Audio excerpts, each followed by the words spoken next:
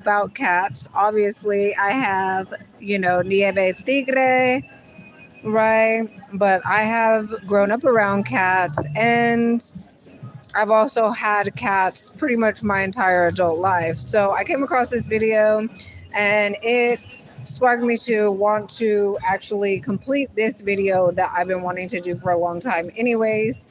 And this is a short video that I want to share with you guys. And then I'm going to go into some of the information that I would like to share with you guys as well. Hold on. It's not. Hold on. Let me start it over.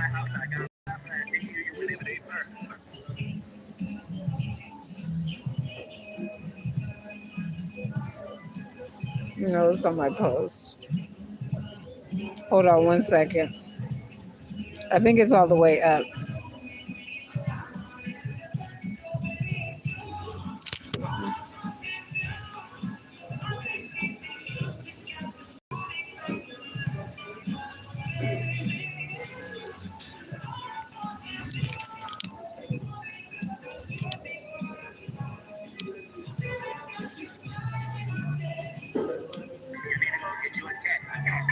I got black.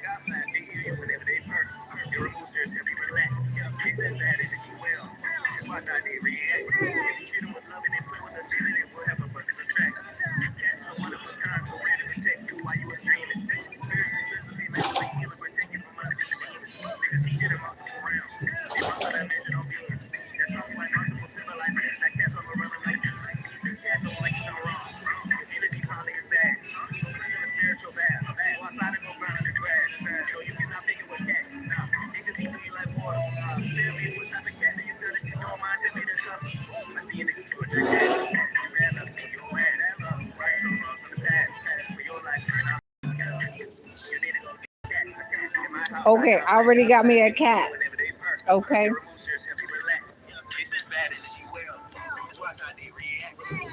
Okay, so this is some of the ancient cats, right? And I just want to show this.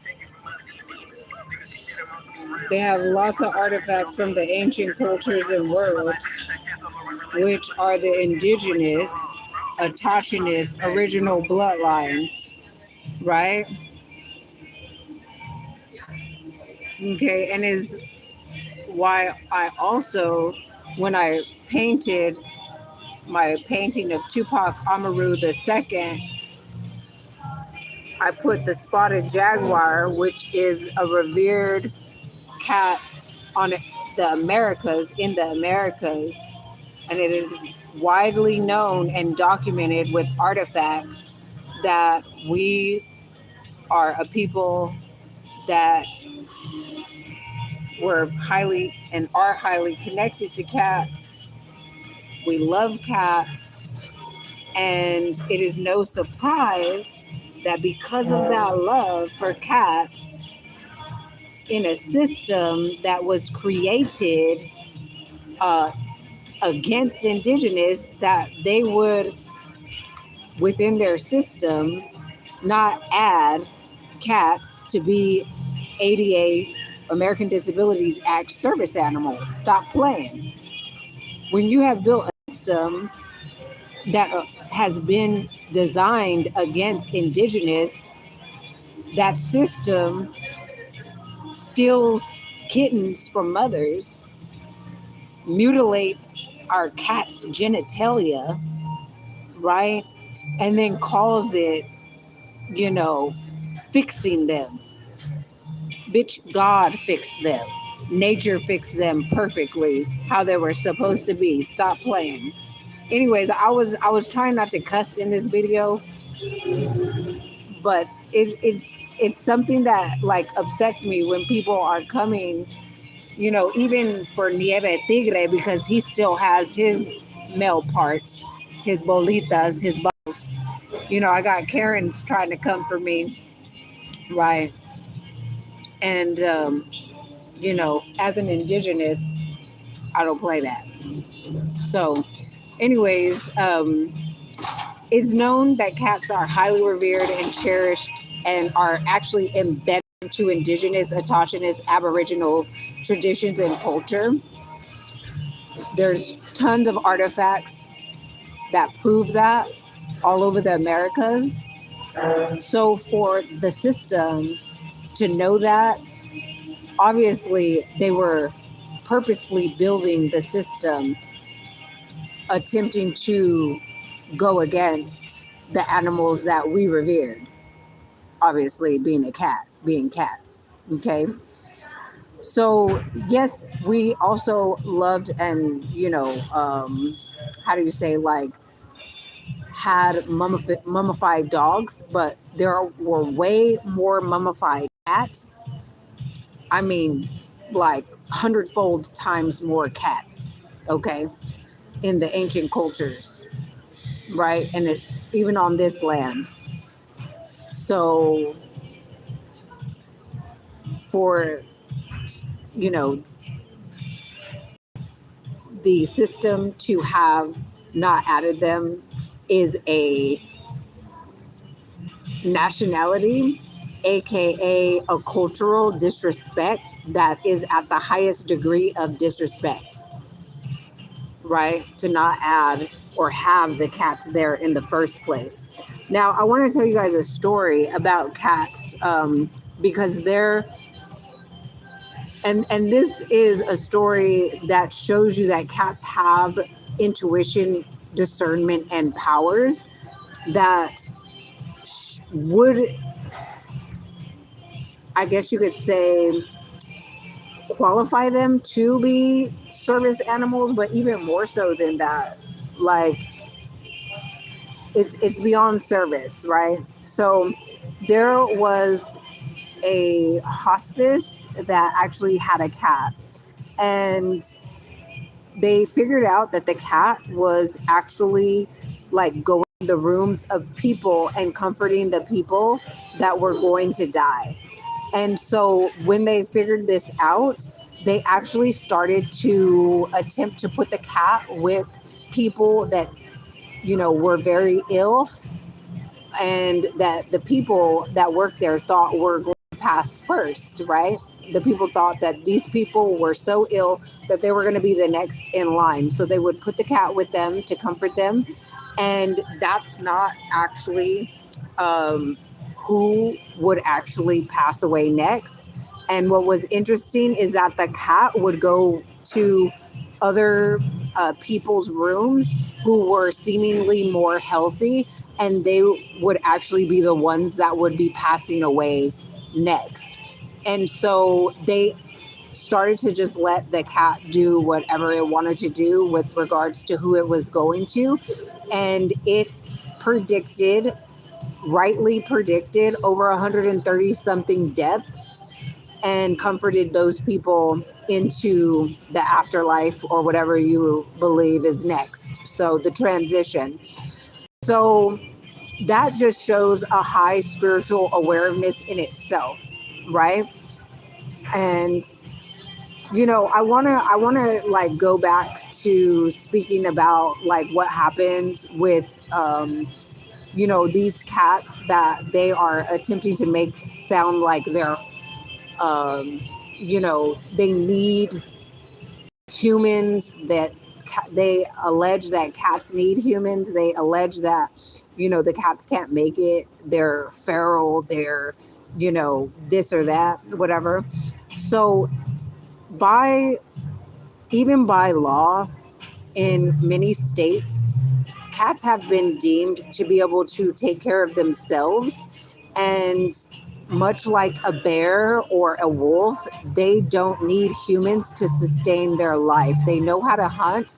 They know how to clean themselves. They know how to protect themselves from predators, and they are predators themselves. So, it's a part of the nature and the, hierarchy of, the animal kingdom, if you will. So what I have heard from a lot of these shelters and people that are doing trap and release is that they are wanting to, stop the cats from being able to reproduce That is totally unacceptable and inappropriate. It is a violation of, these animals' rights. And it's, as an indigenous, and knowing that they are such a, they're so embedded in culture and traditions for us, this is not okay, right? So you have these, different organizations that, let me digress. Let me just explain what happens in nature, because they try to tell the stories in such a way that it seems like, it's a different situation going on than what really is going on. So in nature, the moms are not having kibble fed to them. They're not having wet food fed to them unless there's humans that are doing that. So in regular circumstances, that mother is going to have to leave her kittens. She's going to leave the kittens to go hunt for food. And so she can actually eat. And then once she has eaten, then she can now breastfeed her kittens. So when the mother goes to hunt and she has left her kittens, they're actually making this alleged lie, right, that the mother has abandoned her babies. No, she has to eat so that she can feed her babies. When this poor mother cat comes back, her babies are gone, right? Do you think with a cat that has a spirit, a cat that is so intelligent, cats are known to be very highly intelligent out of all animals. They're very intelligent. Do you think that cat grieves for her babies? Do you think that that cat, like, wonders where her babies went? If somebody actually tries to touch a cat's babies and the mother is right there, she will do what she can to protect her babies. So they're doing this in such a very underhanded way of stealing these kittens. I don't agree with any of this, right? And then if they even have, right, if they have the mother with these kittens, okay, they won't put the mother with the kittens if they put them in a window adoption. And I was told by different locations that they won't do that because they don't want people to feel bad for separating the kittens from their mother. So they absolutely know what they're doing when they have these babies in the window for adoption and not putting them with the mother, because people that do have a heart would not want to separate them, and they're actually still having a conscious and human emotions towards animals, right? And so yeah, it's really sick, but you got to think about what is really going on with these cats. You are mutilating their genitalia to force them not to be able to reproduce. There are other countries that allow the natural cycle of cats to actually occur, like in Sri Lanka and Turkey. Turkey's government actually has, I guess, a responsibility to the cats, where they literally provide food and water stations for cats. And then the whole community actually also assist in feeding the cats. Okay. They love cats. They have statues of cats. They let them go into their businesses and lay and, do whatever they naturally would want to do. Right.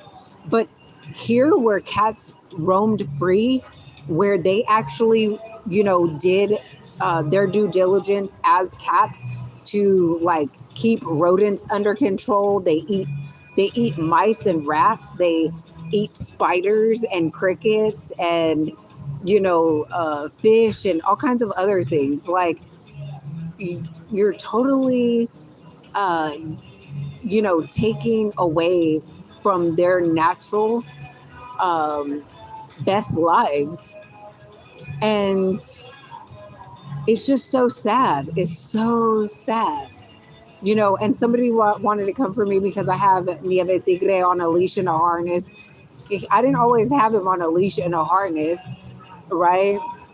Like, I mean, when we would go places, you know, yeah, but I let him roam free and come back whenever he wanted until he got kidnapped 3 different times in 3 different cities, in 3 different locations, in 3 different, you know, fictitious counties. So, you know, it's not him, it's weirdo people, right? It's people that have tried to come for him and like maliciously, you know, hurt him or want to like have his kitty balls chopped, you know, like it's stuff like that. So anyways, um yeah, I want to give you an example that might help bring this like kind of like thought home. You know, when you have bears and wolves in the wild, you don't call them feral, you don't call them strays. You don't call them homeless bears, homeless wolves, right? And yes, there has been cities that have been built that take away from their natural habitat, but there are ways of like coexisting with animals without actually mutilating their genitalia, and you know, that are more uh, harmonious to nature so that they can coexist beautifully with humans rather than this way of sheltering them in cages like kitty jail. You know, I see these cats locked up like that and I just think, God, they're in cat jail. And when I took Nieve Tigre to see some cats that were like this, I just felt like we should break them free. Like we need to break them out of kitty jail. Like they need to be free in Rome how they should. And people would say, oh, but people will run them over and this and that. Well, then people need to be more careful. People need to be more observant. People need to be, you know, held responsible, right? Liable. They should be held liable, right? For being, you know, on indigenous land with indigenous animals that have the right to live and be free and reproduce like animals naturally would in nature. Like you're attempting to disrupt nature and it's not okay. And so anyways, yeah, put what your thoughts are in the comments. I really, if you're coming from the Karen you know, side of we need to clip these cats so they don't reproduce, don't even come in my comments. I'm gonna block anybody and everybody that has that mentality, because there's nothing you can tell me as an indigenous that I will side with that side, because you guys have made up some bullshit so that you can sway people into thinking that that is right when it's absolutely, utterly, disgustingly wrong. But anyways, I'm not gonna, as they say, run it up. I just wanted to come and do this quick video, and yeah, hopefully people can start to see the truth about what they're doing to these cats and how they purposefully did not add them to the ADA as a service animal, even though they have superpowers and are multidimensional beings with high intelligence, right? And can tell you when people are not only dying, but who's gonna die next, in what order. Baby, come on, stop playing with me. They built this system against indigenous. Stop. Mm, yeah, but we're seeing the crumbling of it. If you need anything else from me or would like to support this channel, go ahead and check out the description where you can find my websites, to include Nieve Tigre's merch store. Also, you will be able to find my activity book, the technologically advanced activity ebook that I authored, illustrated, and self-published. You can support this channel by CashApp, preferably PayPal, because CashApp was acting funny with my money. Or you can also buy me a coffee. And if financial means do not allow or support or allow for you to support in that manner, then you can always like, share, subscribe, and you can now hype up the video. And if you would like to get any kind of merch with this historic piece, you can do so by going to my Fine Art America website. That will also be in the description. Okay. All right. It's Tupac Amaru II, who was a evolutionary revolutionary warrior that Tupac Shakur was actually named after. I'm trying to make it like clear up, but it's not like clearing up so much. But anyways, he's in the Peruvian backdrop of Machu Picchu, and you can get this on pretty much anything, any kind of merch. You can change the color and the size of the items too. Okay. Oh, yeah, and it will give you a code, or whatever for it. You can choose out of any of those color options. Yeah, so whatever you like, you can have whatever you like. Okay, so anyways, yeah, I'm not gonna, as they say, run it up, but you see what it is and you can see what it ain't. And those that are real can recognize real, and those that are fake, well, they ain't gonna recognize because they fake anyway. So anyways, peace.